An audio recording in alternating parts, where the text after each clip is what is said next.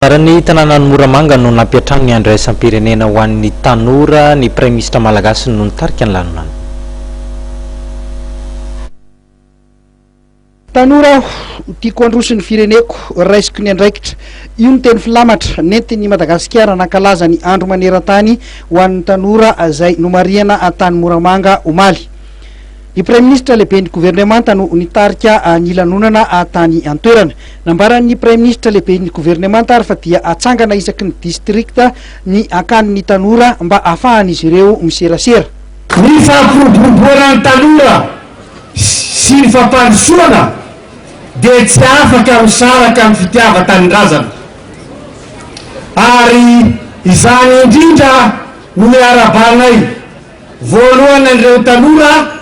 eto Moramanga. Ny ministry ny tanora sy ny fantanjahantena kosa dia nanamafy fa efa eo an-dalam-pamitana ny politika ankapobeny ho an'ny tanora ny ministera amin'izao fotoana izao.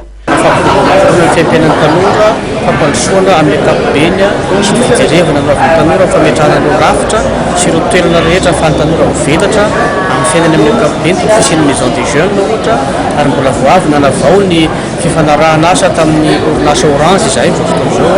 mba hanovizana fametrahana sy ny fampitomboana ireo fitaovana rehetra sy fanatsarana amin'ilay projet canette na ireo centre d'accès internet amin'ny maison des jeunes regny ka dia anisany nazo tombotsoa lehibe amin'izany eto Moramanga tao eto Moramanga na izany na tsy izany anefany dia mitodika ihany koa ministera amin'izay fanomezana asan'ny tanora izay amin'ny alalan'ireo fiarah-miasa ohatra amin'ny Confeges ohatra izay ataontsika hoe rafitra anankiray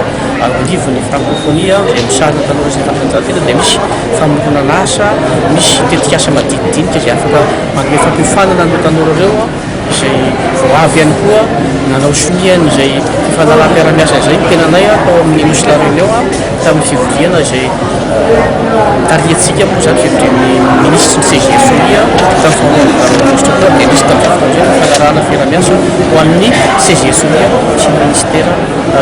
sy ny Confeses izay. Nandritra ity lanonana tany Moramanga ity dia nisy ny fampirantiana trano eva ho mpahafantarana ny tanora lafa ny fampandrosoana sy ny andraikiny. Natolotra tamin'ity fotoana ity ihany koa ny amboara ho an'ireo mpandresy tamin'ny fanatanjahantena natao teto Moramanga ny basketball sy ny tsipy kanety be ary napetraka ary nitokanina tamin'ity fotoana ity teto amin'ny lohan'ny lapan'ny tanàna ihany koa ny tsangam-bato ho an'ny tanora eto Moramanga.